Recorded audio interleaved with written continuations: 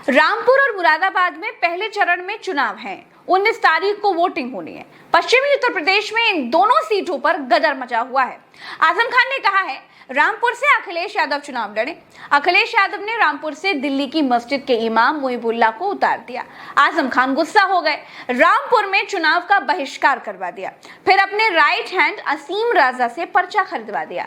हालत यह है कि रामपुर की एक ही सीट पर सपा से एक और आजम खान की तरफ से एक प्रत्याशी चुनाव मैदान में उतर गए हैं। यही हाल मुरादाबाद में भी है। मुरादाबाद में आजम खान की करीबी रुचिवीरा सिंह ने भी पर्चा भर दिया है और सिटिंग सांसद एसटी हसन ने भी पर्चा भर दिया है। अब खबरें आ रही हैं कि एसटी हसन के लोग नाराज हैं और इसी नाराजगी में एसटी हसन ने अपना नाम वापस लेते हुए अखिलेश यादव को धन्यवाद कहा है।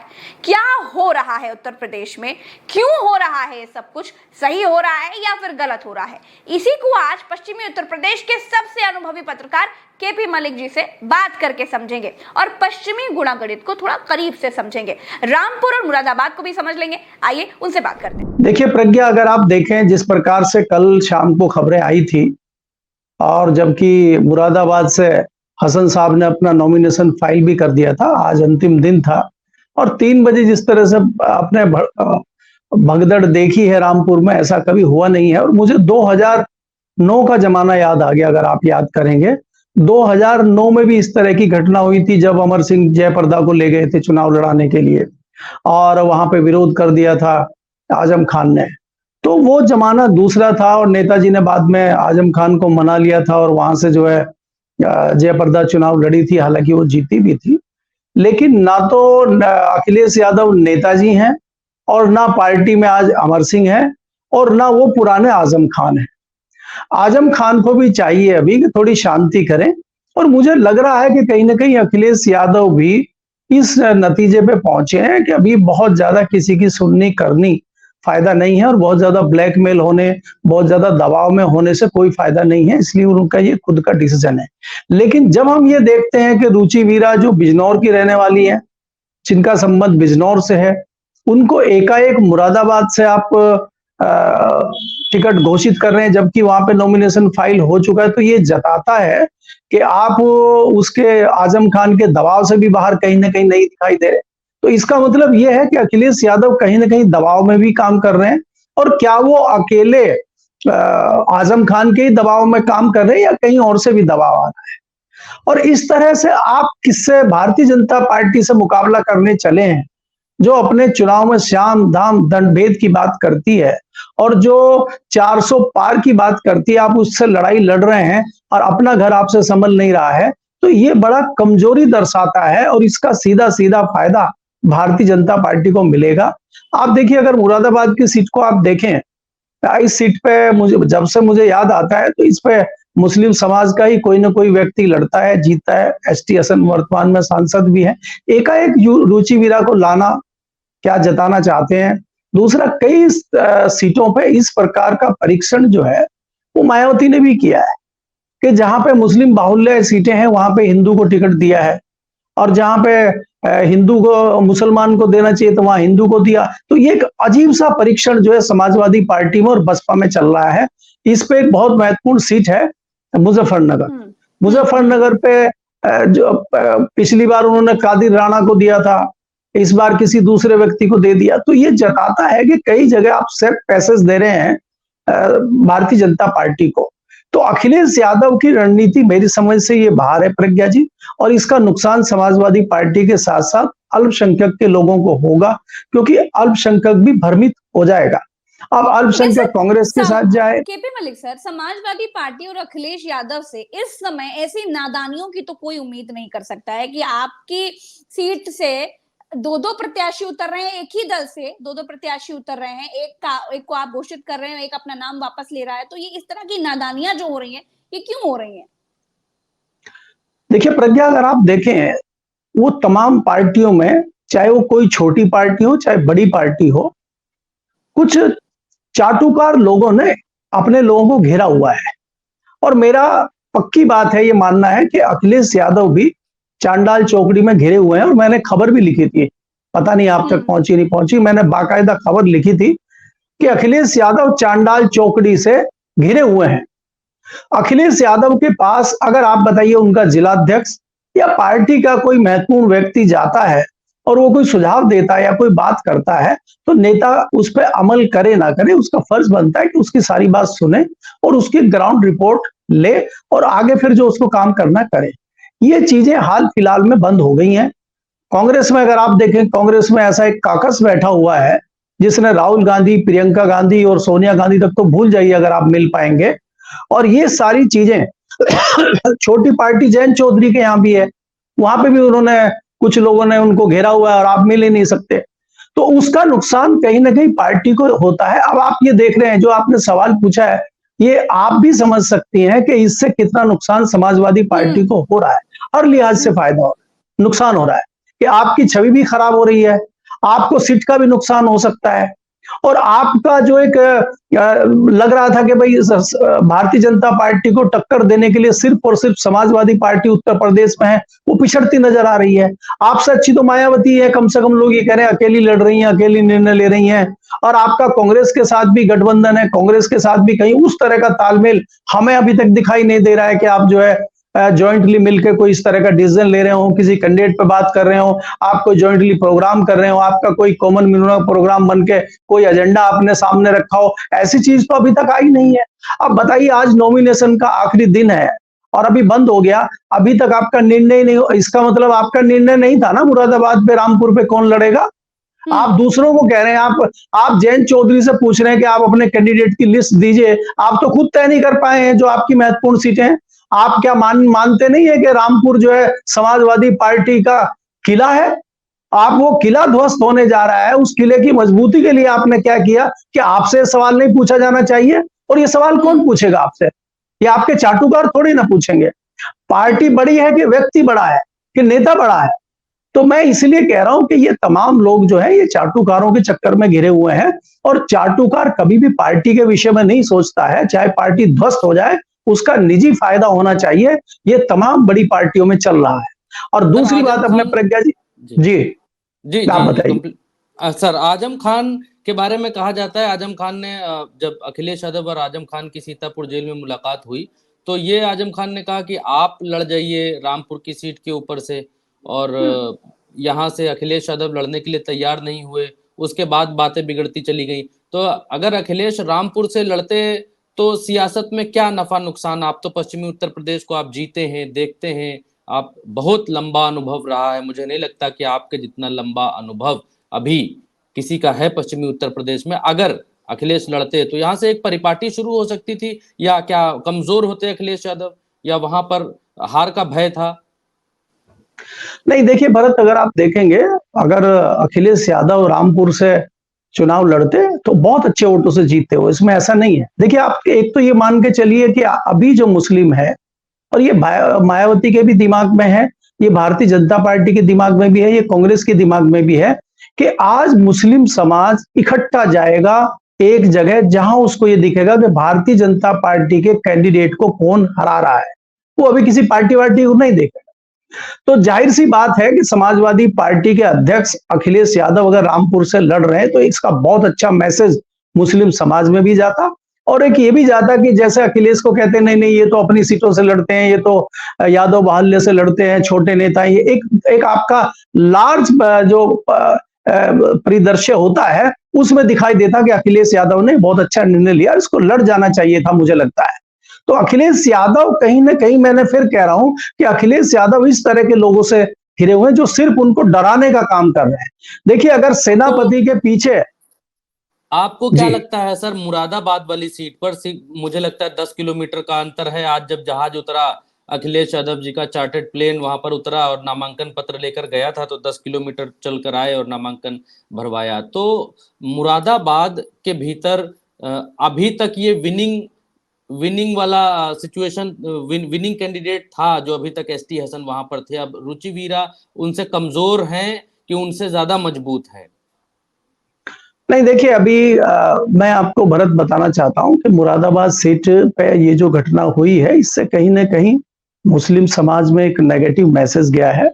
और एसटी हसन का वहां पे स्वाभाविक मामला था। वहां पे एसटी हसन के जितने कार्यकर्ता हैं वो सब नाराज हैं, और मुस्लिम समाज भी इससे नाराजगी होता। अब ये देखना पड़ेगा कि मुस्लिम समाज को कोई ऐसा ऑप्शन मिलता है कि नहीं कि जिसके साथ वो चला जाए, या अल्टीमेटली लास्ट में उसको यही फैसला करना पड़े कि हमें सिर्फ साइकिल पे ही वोट देना पड़ेगा।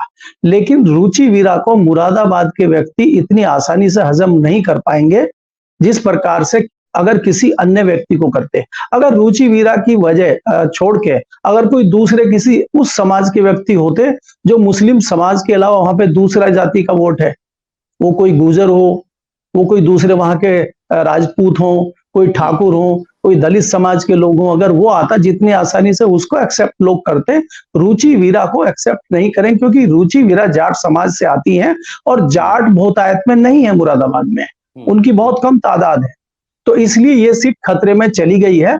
और ये अखिलेश यादव का जो निर्णय है, मैं तो इसको बचकाना हरकत या बचकाना निर्णय अखिलेश यादव का मानता हूं। राजनीतिक गलियारों में एक चर्चा बहुत तेजी से चल रही है कि रुचि वीरा आजम खान की पसंद थी और इसीलिए एसटी हसन के लोगों ने कल रात से लेकर और सुबह तक आजम खान मुर्दाबाद के नारे लगाए, उनके पुतले फूके या फिर ये सारी चीजें की। तो एसटी हसन और आजम खान में बनती नहीं है क्या, पहली बात। और दूसरी बात, क्या सच में रुचि वीरा आजम खान की पसंद है, उनके कहने पर अखिलेश यादव ने टिकट दिया है, अखिलेश यादव का स्वयं का निर्णय आपको लगता है? नहीं, देखिए, एक तो ये बात आपकी बिल्कुल सही है कि आजम खान में और एसटी हसन में 36 का आंकड़ा है, उन दोनों की बनती नहीं। उसका कारण भी है, स्वाभाविक कारण है। आजम खान आज भी कहीं ना कहीं दिमाग में इस बात को लेकर बैठे हैं कि समाजवादी पार्टी के वो सबसे बड़े मुस्लिम नेता हैं और सबसे बड़े मुस्लिम चेहरा हैं, और आज वो चुनाव नहीं लड़ रहे हैं, आज वो जेल में हैं, आज वो युद्ध के मैदान से बाहर हैं। तो उनको लगता है कि अगर ऐसे में एसटी हसन मजबूत बनते हैं, जिनका अपना एक रुतबा भी है, और आज वो जिस प्रकार से अखिलेश यादव के करीबी हो गए, तो उससे कहीं ना कहीं कुर्सी खिसक ना जाए आजम खान की। एक तो उन्होंने ये रणनीतिक निर्णय लिया है। दूसरा यह है, इसमें कोई दो राय नहीं है या कोई गुरेज मुझे कहने में नहीं है कि रुचि वीरा आजम खान की पसंद है, और आजम खान के दबाव में ही अखिलेश यादव ने उनको ये टिकट दिया है। और इसीलिए बात फैसला ये हुआ था कल, हमारी जानकारी, हमारे सूत्र जो बताते हैं कि एसटी हसन को इस शर्त पे वहां से मना किया गया था मुरादाबाद से, जबकि वो नॉमिनेशन फाइल कर चुके थे कि आप रामपुर से नॉमिनेशन फाइल कर दीजिए, यहां से आप जीतेंगे। क्योंकि एसटी हसन को रामपुर में भी जीतने में कोई दिक्कत नहीं है, वो तो और आसान है उनके लिए। यहाँ थोड़ी एंटी कॉम्बेंसी भी है मुरादाबाद में, और सीट का मुस्लिम समीकरण जो है उस हिसाब से बहुत बेटर है रामपुर मुरादाबाद के हिसाब से, तो उनको कोई दिक्कत नहीं हुई और वो रामपुर जाने के लिए तैयार हो गए। लेकिन यहाँ पे रुचि वीरा को लाने का मतलब है कि मुरादाबाद की सीट को खतरे में डालना। रामपुर की सीट पे कोई खतरा नहीं, रामपुर की सीट पे समाजवादी पार्टी का कोई भी व्यक्ति होगा, अगर वो आजम खान की पसंद का होगा तो जीतने में आसानी होगी, और अगर आजम खान की पसंद नहीं होगी तो थोड़ा सा दिक्कत होगी जीतने में, लेकिन जीतेगा जरूर समाजवादी पार्टी का, मुझे ये पता है। तो सर, अब तो दो प्रत्याशी हो गए ना, एक तो आजम खान की पसंद के प्रत्याशी हैं आसिम रजा जो उनके राइट हैंड कहे जाते हैं, और दूसरा मोहिबुल्ला जो कि अखिलेश यादव की पसंद के, तो एक ही सीट पर दो प्रत्याशी है सर। नहीं, इसमें प्रज्ञा ये होगा कि इनमें से अभी एक पर्चा वापिस कोई ना कोई ले लिया जाएगा, और अगर ये यहाँ पे दम दिखाएगा कि अखिलेश यादव कितने एग्रेसिव होकर पार्टी में लगे हैं, वो पार्टी में दबंगई से चलाना चाहते हैं या दबाव में है। इससे जाहिर हो जाएगा आपको कि दोनों में से जो भी पर्चा वापस होता है, अगर आजम खान का पर्चा वापस होता है तो आप ये समझ लीजिए कि अखिलेश का दबदबा कायम है समाजवादी पार्टी पे। और अगर अखिलेश यादव का कैंडिडेट जो उन्होंने दिल्ली से एक इमाम को भेजा है, तो अगर वो पर्चा वापस लेते हैं और रजा जो उनके खास आदमी आजम खान के वो कंटिन्यू करते हैं, तो उसका मतलब फिर ये है कि दबदबा अभी भी आजम खान का बरकरार है। ये इससे सिद्ध हो जाएगा आने वाले समय में। लेकिन अच्छा सर, मैं ये समझना चाह रही हूँ प्रज्ञा जी, एक सवाल रामपुर की सीट का ही सवाल है, आखिरी सवाल लेंगे रामपुर सीट का, कि रामपुर में अखिलेश यादव जी को या समाजवादी पार्टी को दिल्ली से प्रत्याशी क्यों लेकर आना पड़ा सर? आप तो पश्चिमी उत्तर प्रदेश की रग रग से वाकिफ हैं, क्या रामपुर में कोई बड़ा नेता या फिर छात्र नौजवान या फिर कोई कर्मठ नहीं व्यक्ति वहां मिल पाया समाजवादी पार्टी को? इतने सालों में गढ़ में नहीं मिल पाया, सपा के गढ़ में? देखिए भरत जी, आप ये समझ लीजिए, आज वेस्टर्न यूपी में समाजवादी पार्टी को कई जाट नेताओं की आवश्यकता है। आप अगर बात करेंगे सहारनपुर से लेके मथुरा, फतेहपुर सीकरी, आगरा तक जाट बाहुल्य एरिया है, और यहाँ पे आज तक अखिलेश यादव किसी अच्छे जाट नेताओं की टीम नहीं बना पाए। आज अगर समाजवादी पार्टी का एक मजबूत कैंडिडेट बागपत से चुनाव लड़ जाए तो समाजवादी पार्टी आज भी बागपत में जीत सकती है, ये स्थिति है। क्योंकि जो भारतीय जनता पार्टी और राष्ट्रीय लोकदल का कैंडिडेट है वो बहुत वीक कैंडिडेट है। लेकिन आप ये बताइए कि जब जाट समाज के नेताओं की बात आप समाजवादी पार्टी में करते हैं तो दो मुख्य नाम मेरी उसमें उभर के आते हैं। एक तो राजेंद्र चौधरी हैं, जिनको हम बोलते हैं कि बुड्ढा बैल है और वो वहां पे बैठा हुआ है अखिलेश के साथ। और कोई भी अगर जाट समाज का युवा, जाट समाज का कोई अच्छा नेता जाने की कोशिश करेगा तो वो अखिलेश यादव को भड़का देंगे। और दूसरे जो महत्वपूर्ण नेता है समाजवादी पार्टी में जाट नेता, वो संजय लाठर हैं। वो हरियाणा से इंपोर्ट करके लाए गए हैं। वो तमाम मथुरा की ठेकेदारी करते हैं कि मैं जहां से चुनाव लड़ूंगा, कई बार लड़ भी चुके हैं। इस बार उन्होंने बड़ी कोशिश करी बिजनौर से चुनाव लड़ने की, लेकिन बाद में जब ये हुआ कि इनके नाम पे तो आप बिल्कुल ही हार जाओगे और कहीं 10वें नंबर ना चले जाओ, जमानत ना जब्त हो जाए, तब उनको मना किया गया। तो आप ये बताइए, जब इस तरह के निर्णय अखिलेश यादव लेंगे तो फिर क्या सोचेंगे आपके इनको नेता नहीं मिला है और ये दिल्ली से लेके आए। तो दिल्ली से अखिलेश यादव लेके नहीं आए हैं, ये उनके कोई ना कोई जो लोग हैं तथाकथित वो लेके आए हैं और उनके फायदे गिनाए गए हैं तमाम। तो ये क्या, और दूसरा क्या है, मैं एक चीज और कड़वी यहाँ कहना चाहता हूं, और वो खाली अखिलेश के लिए नहीं, चाहे उसमें जयंत चौधरी हो और चाहे अखिलेश यादव हो, चाहे दुष्यंत चौटाला हो, ये सब राजकुमार हैं। इनको राज सत्ता मिल गई है और ये उसको चला रहे हैं। और सत्ता धीरे धीरे इनके हाथ में से खिसक रही है, इनको समझ नहीं आ रही। क्योंकि क्या हुआ कि ये घिरे हुए हैं लोगों में, और जो सलाह वो दे रहे हैं, और सलाह कौन देगा? हमारे और आप जैसा आदमी तो कड़वी सलाह देगा, क्योंकि हमें तो आपसे ना टिकट लेना है, ना दलाली करनी है, ना चंदा लेना है।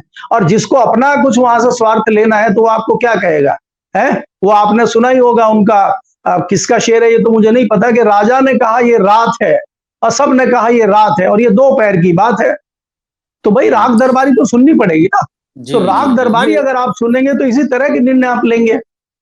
ये उम्मीद सर किसी ने नहीं की थी कि समाजवादी पार्टी अपनी ही पार्टी के भीतर सीट बंटवारे में इस तरह की कंफ्यूजन में उलझी हुई दिखाई देगी। राजकुमार की सर आपने बात करी तो एक राजकुमार की बात होनी बहुत आवश्यक है, और वो पीलीभीत से राजकुमार हैं, गांधी खानदान के वारिस। सेकंड जो लेयर है उसमें आते हैं। अब कहा जा रहा है कि अब वो पीलीभीत से चुनाव नहीं लड़ेंगे। उन्होंने दबाव बनाने की बड़ी कोशिश की, 4 सेट के पर्चे खरीदवा दिए अपने सचिव से और सब कुछ किया उन्होंने, लिस्ट में नाम नहीं आया। अब उत्तर प्रदेश की भारतीय जनता पार्टी ये कहती है कि अब वो भारतीय जनता पार्टी की सेवा करेंगे।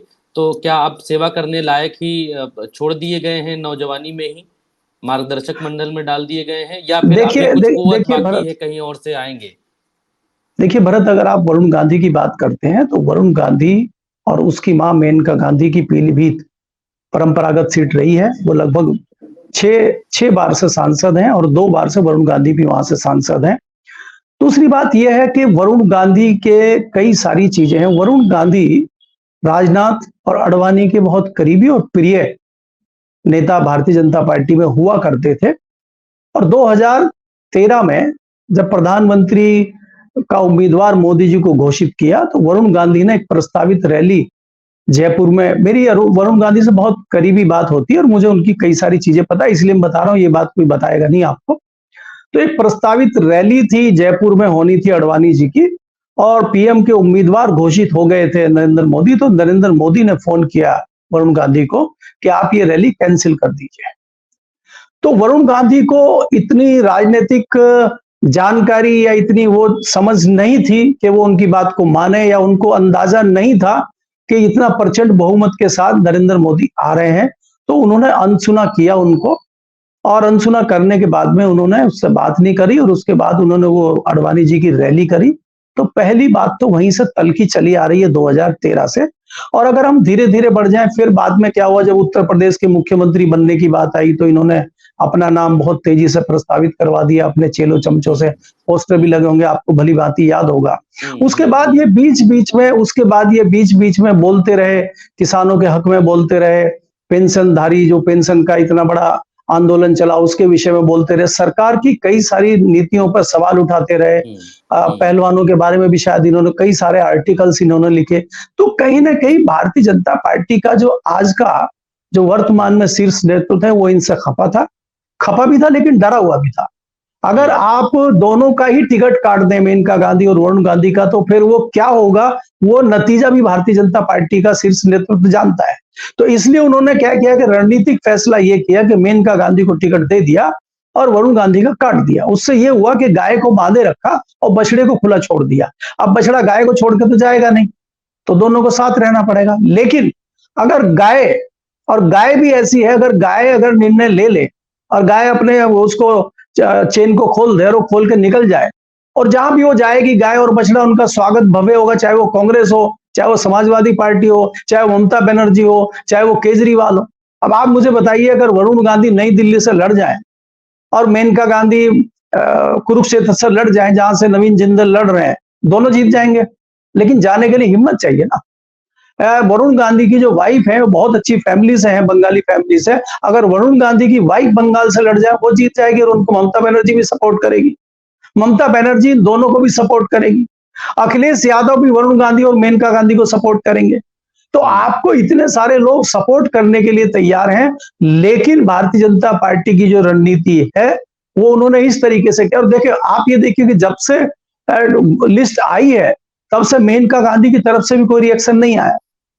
और अभी इसमें कोई जो हम बात कर रहे हैं ये कल को नहीं होगी, इसकी भी कोई गारंटी नहीं है। अगर ऐसा हो जाए तो ये भी हो सकता है, लेकिन उसके लिए हिम्मत चाहिए। अभी कुछ सीटें पड़ी हुई हैं सर, उत्तर प्रदेश में रायबरेली की पड़ी है, अमेठी की पड़ी है, कैसरगंज गोंडा की साइड की, पूर्वांचल की साइड की सीटें पड़ी हैं जो भारतीय जनता पार्टी ने घोषित नहीं की है। बहुत सारे लोग अनुमान ये लगा रहे हैं कि बीजेपी वेट कर रही है कि कांग्रेस किसको खड़ा करती है रायबरेली से। अगर रायबरेली में कोई कांग्रेस के खानदान का व्यक्ति खड़ा होगा तो भारतीय जनता पार्टी वरुण से कह सकती है कि आप जो है उतर जाओ इसके ऊपर। ये वरुण गांधी उस तरह का करेगा नहीं, अपने परिवार के सामने लड़ेगा नहीं, इसके लिए मैं आपको विश्वास दिला देता हूं। दूसरी चीज ये है कि कांग्रेस की तरफ से कोशिश की गई है कि वरुण गांधी को अमेठी से चुनाव लड़ाया जाए और उस पर कुछ लोग सहमत भी हैं। लेकिन यहाँ पे दो लोग बहुत अभी तक उनकी तलखी कम नहीं हुई है, जिसकी वजह से परिवार में बंटवारा हुआ है, वो सोनिया गांधी और मेनका गांधी। जब तक ये दोनों में आपस में सुलह नहीं होगी और इनका पुत्र मोह दोनों का खत्म नहीं होगा, तब तक हम इस बात की आशंका ही जताते रहेंगे, इसमें कुछ हो नहीं पाएगा। इसमें बहुत ज्यादा विरोध प्रियंका गांधी का और राहुल गांधी का नहीं है। इसमें सबसे ज्यादा विरोध सोनिया गांधी और दूसरे नंबर पर मेनका गांधी का विरोध है। लेकिन मैं आपके चैनल के माध्यम से मेनका गांधी जी को सलाह देना चाहूंगा कि वो देखिए, सब अपने पुत्र को आगे बढ़ाते हैं। अपने जीते जी जिस प्रकार से थाली में रख के मुलायम सिंह यादव ने अखिलेश यादव को सीएम बनाया और अपनी विरासत सौंपी, अगर वो अपने जीते जी वरुण गांधी के हक में फैसला लेना चाहती हैं तो चाहे उनको झुकना ही पड़े कांग्रेस के सामने, और झुकें अपने परिवार में चाहे और अमेठी से लड़ें। और हालांकि कई कड़वे सुझाव भी लोग दे रहे हैं जो हम सुन रहे हैं। कई लोगों का ये भी कहना है कि अगर दुश्मनी करनी है तो खुल के कीजिए और चुनाव लड़िए बनारस से, वरुण गांधी प्रधानमंत्री के सामने बनारस से चुनाव लड़ें। अभी तो हारेंगे तो तब ना जब लड़ेंगे, अभी तो आप लड़ ही नहीं रहे। तो अगर आपको घर ही बैठना है तो चुनाव हार के घर बैठिए।